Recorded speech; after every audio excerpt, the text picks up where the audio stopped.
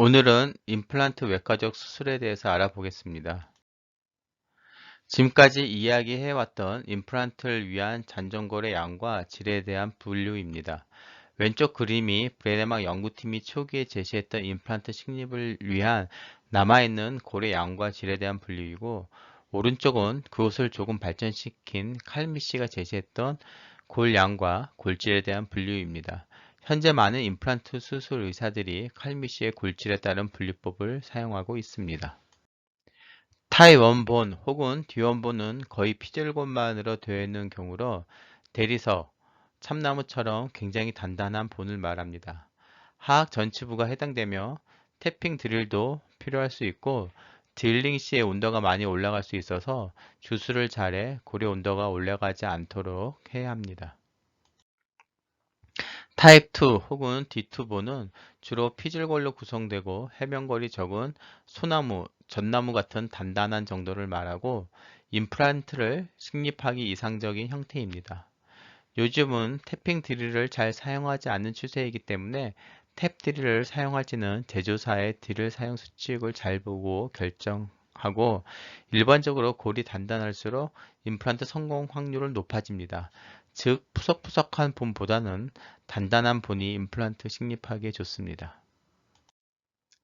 타입 3, D3 본입니다. 피질골이 적고 주로 해면골이 많은 경우에 해당하며 오동나무 정도의 단단함을 말합니다. 오동나무의 단단한 정도가 어떤지 모르는 경우가 많지만, 이렇게 설명하는 것은 초기 브레네막이 이렇게 나무에 비해서 골질을 설명했기 때문입니다. 피질골이 얇기 때문에 초기 고정이 어려울 수 있습니다. 오스테오통과 같이 드릴을 사용하지 않고 때려서 골와를 확장할 수 있습니다. 마지막으로 타입 4, D4본으로 거의 해면 골만으로 구성되어 있을 때를 말합니다. 스티로폼처럼 굉장히 푸석푸석하기 때문에 실패 확률이 높아지고, 파이널 드릴을 사용하면 안 되고, 한 단계 혹은 그 이상 낮은 단계의 드릴을 하던가 오스테오톰으로 확장을 해야 임플란트 초기 고정을 얻을 수 있습니다. 다음은 프리서지컬 프리퍼레이션에 대해서 말씀드리겠습니다. 수술 전 모델 진단 및 분석을 하고 수술용 스텐트를 제작하며 기구 및 의식화 진정 요법 등을 준비하는 단계가 되겠습니다. 그 다음에 서지컬 인스톨레이션 순서입니다. 수술에 들어가면 소독 및 마취를 하고 절개, 프랩 편성, 드릴링, 임플란트 식립 등을 순서에 맞게 하고 봉합 및 처방 등을 시행하게 되겠습니다. 임플란트 드릴링입니다. 임플란트의 마크로 디자인을 확정하고 스트레이트 바디인지, 테이퍼 바디인지, 원스테이 임플란트인지, 투스테이지 임플란트인지 자신이 사용하는 임플란트 형태를 잘 알아야 하겠습니다. 그리고 임플란트의 나사선의 모양과 커팅 엣지의 존재 유무 등도 확인해서 드릴링해야 되겠습니다. 임플란트는 오른쪽 그림과 같이 크게 반듯한 스트레이트 초기 모양이 있고, 현재는 오른쪽 아래처럼 테이퍼 모양의 임플란트를 많이 사용하고 진입 있습니다. 초기 진입성이 우수하고 응력 분산이 유리하나 리무버 토크가 작용하면 쉽게 탈락할 가능성도 있습니다. 다음은 수술 횟수에 따른 분리입니다. 임플란트 픽처는 수술 횟수에 따라 2스테이지 임플란트와 1스테이지 임플란트로 나눌 수 있습니다. 원스테이지 임플란트는 2차 수술을 하지 않고 처음 수술할 때부터 치은을 관통하여 커프가 존재하며 환자 치은 두께에 맞는 코프 두께를 가진 원스테이지 임플란트를 선택하여 심어야 합니다. 다음은 임플란트 나사선 형태에 따른 분류입니다. 임플란트의 나사선도 간단하지 않고 제조사마다 특징이 있고, 가장 대표적인 것으로는 삼각 모양과 사각 모양이 있습니다. 삼각 모양이 수술할 때는 용이하나 골류착이 끝난 뒤의 안정성은 사각 나선 모양이 더 좋은 걸로 알려져 있습니다. 다음은 커팅 엣지의 존재 유무입니다. 보통 임플란트 끝부분에는 커팅 엣지가 있어서 드릴링을 하지 않아도 셀프 커팅이 되어 임플란트를 식립할 수 있습니다. 커팅 엣지는 3개 혹은 4개로 구성되어 있으며 제조사마다 다 다르고 특징이 되어 있습니다. 다음은 스트레이트 바디를 가진 투 스테이지 임플란트에 대해서 설명드리겠습니다. 대표적인 투 스테이지 임플란트로는 초기 브레낭 임플란트가 있습니다. 브레낭 임플란트는 현재 많이 쓰이지는 않지만 가장 처음에 오래된 임플란트이기 때문에 가장 연구가 많이 되어 있습니다. 익스터널 헥사가 특징적이고 커팅 엣지를 가지며 처음에는 스무스 설페이스였다가 브레나막에서 현재는 타이 유나이트 설페이스로 나오고 있습니다. 이런 스테이트 바디 임플란트를 딜링을 충분히 아님 제대로 하지 못했을 때 나중에 임플란트를 삽입할 때 중간에 멈추는 경우가 있습니다. 그럴 때 임플란트가 들어가지도 나오지도 않는 곤란한 경우가 있는데 회사의 가이드대로 딜링을 잘 해야 되겠습니다. 다음은 스크류 임플란트 수술의 특징에 대해서 말씀드리겠습니다. 스크류 임플란트 수술의 특징은 나사선과 골이 존재하기 때문에 골 밀도에 따라 딜링 구멍의 크기를 결정하고 커버 스크류를 끼웠을 때 높이가 주변 골 높이와 같아지게 하는 것이 이상적입니다. 플랫폼이 들어가기 위한 카운터 싱킹 드릴도 D1본에서는 필요하게 되겠습니다. 이제 투 스테이지 임플란트 서지컬 프로시저에 대해서 말씀드리겠습니다. 첫 번째, 임플란트 외과 수술 순서로 각 드릴의 명칭 및 순서는 제조사마다 조금씩 다를 수가 있습니다.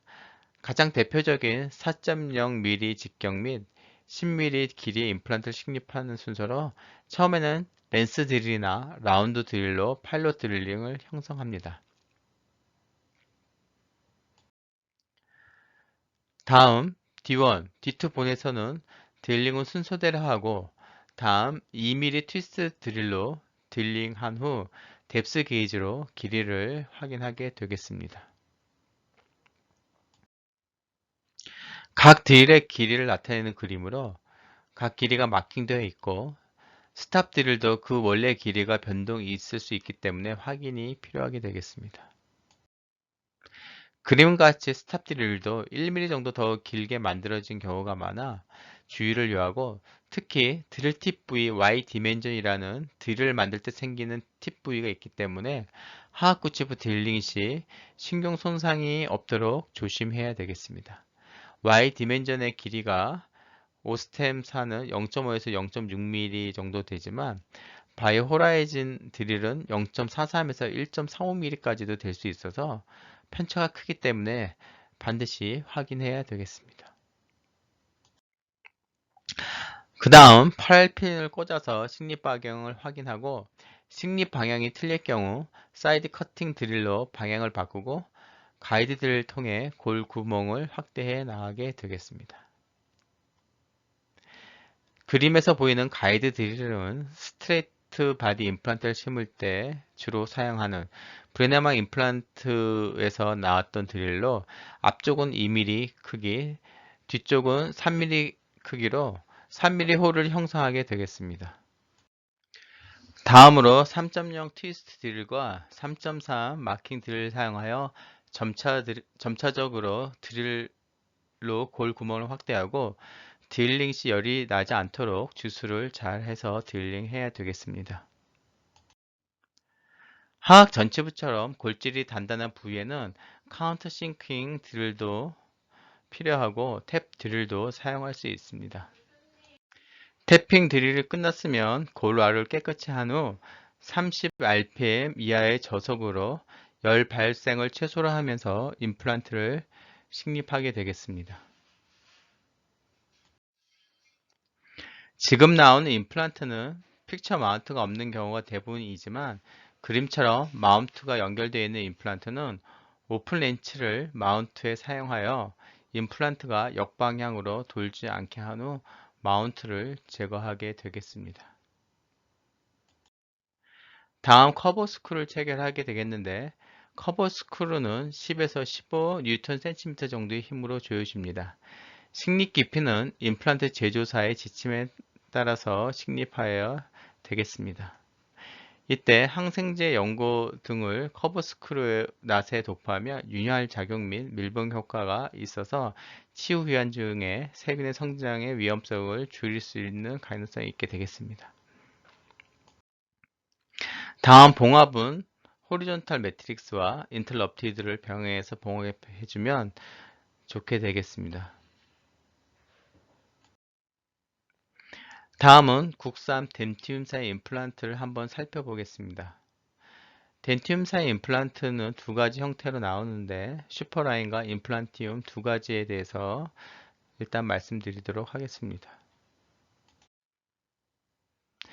임플란트 마크로 디자인은 치경부에 마이크로 스레드 있는 것과 마이크로 스레드가 없는 임플란트가 있는데 현재는 마이크로 스레드가 없이 생성되는 추세로 대부분 테이프 형태로 커팅 엣지를 가지고 있는 경우가 많겠습니다.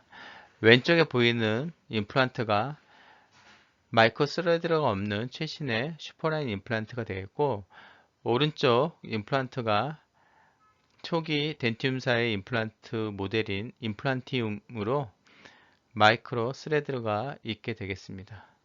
각각의 특징은 테이퍼 포션과 파랄렐 포션, 그 다음에 커팅 엣지 등이 있겠고 커팅 엣지도 끝부분이 스무치한지 뽀쭉한지 그런 거에 대해서도 알아야 될 것 같습니다.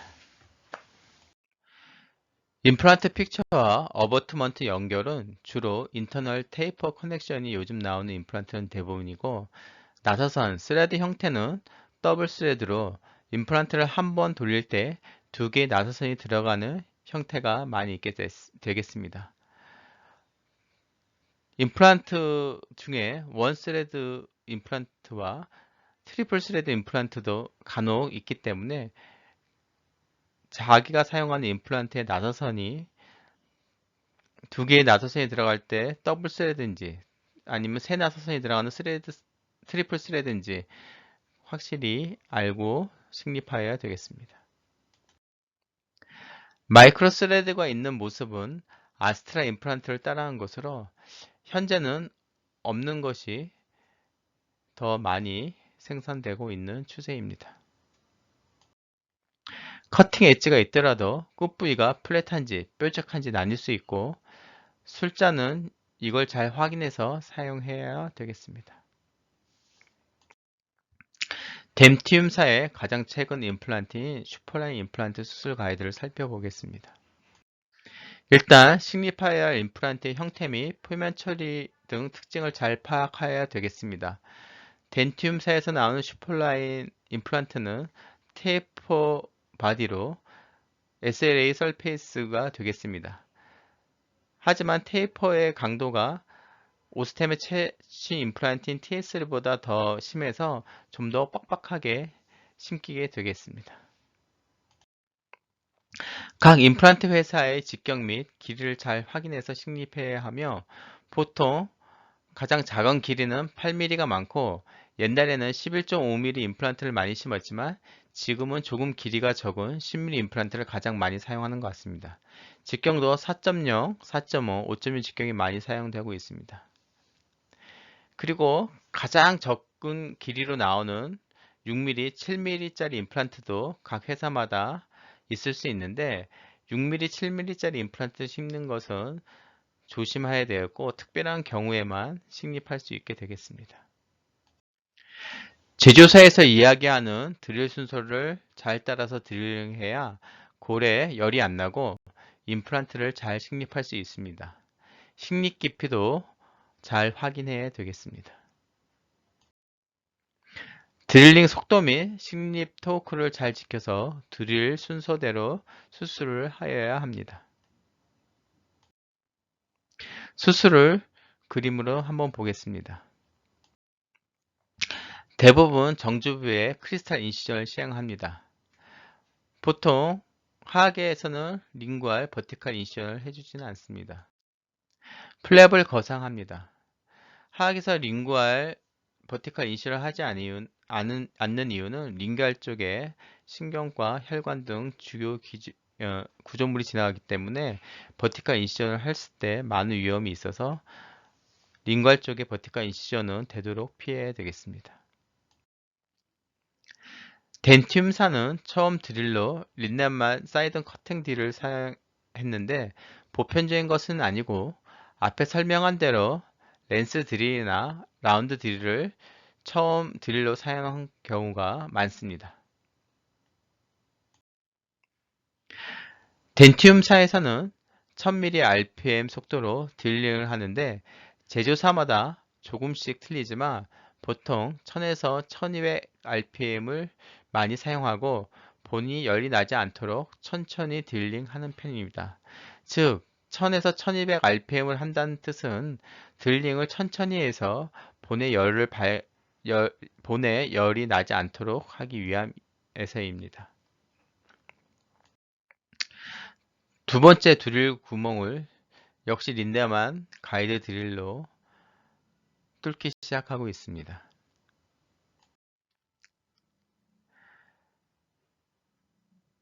왼쪽에 처음에 식립했던 드릴 구멍을 했던 것은 슈퍼라인 임플란트를 심을 예정이고 오른쪽 지금 드릴링 하는 곳은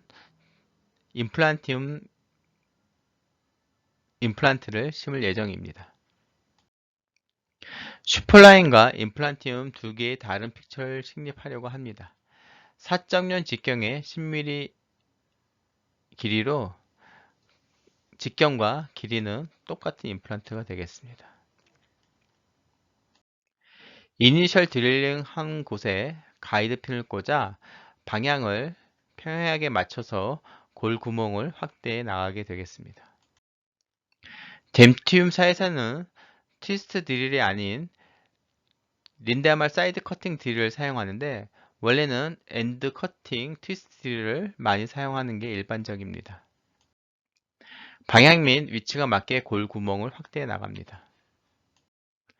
다음에 3.6mm 직경의 트위스트 드릴로 바꿔서 사용합니다. 스탑 드릴이 아니기 때문에 눈금을 잘 보고 딜링 해야 합니다.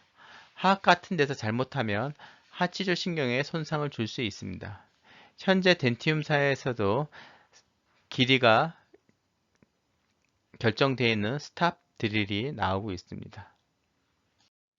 순차적으로 4.0mm 직경의 드릴을 사용합니다.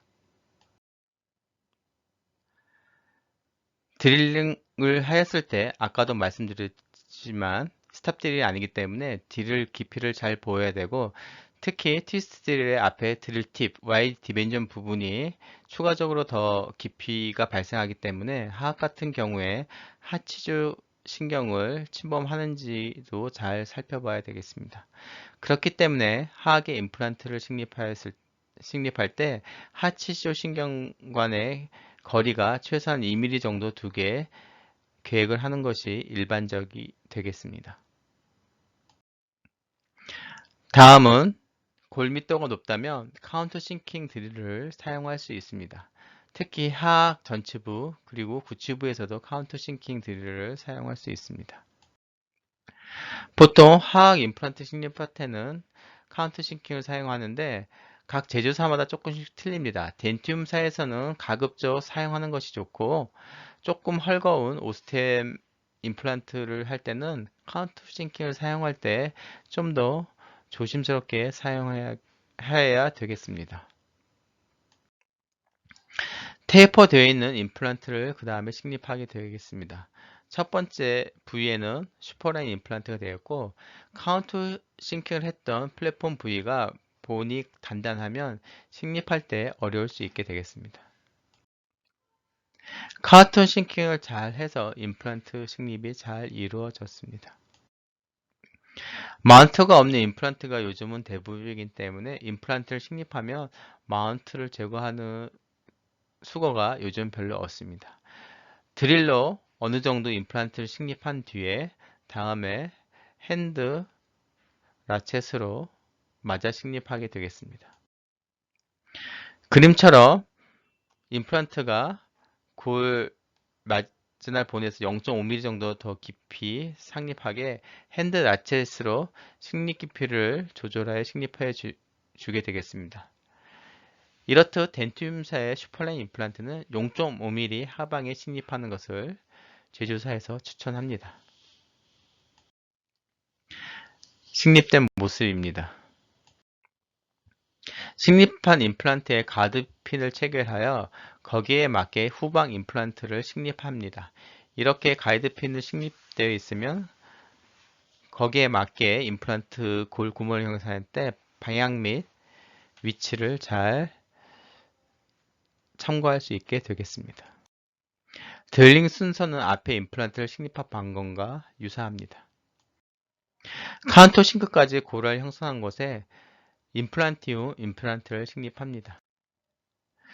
임플란트를 모두 식립한 모습입니다. 커버 스크루를 체결합니다. 커버 스크루를 체결했을 때 커버 스크루가 좀 튀어나온 부분이 있기 때문에 조직에 방해가 없도록 잘 커버 스크루를 체결하고 식립 깊이도 잘 조절해 주어야 되겠습니다. 두 개의 임플란트 모두 커버 스크루가 체결되었습니다. 봉합을 완성하고 수술이 끝난 상태의 모습입니다. 그 다음에 원스테이지 임플란트인 심플라인 임플란트 식립 모습을 잠시 보시겠습니다. 심플란트 임플란트는 원스테이지 임플란트로 임플란트 커프가 치윤을 통해 바깥으로 나와 있습니다. 힐링 어버트먼트를 장착한 모습입니다.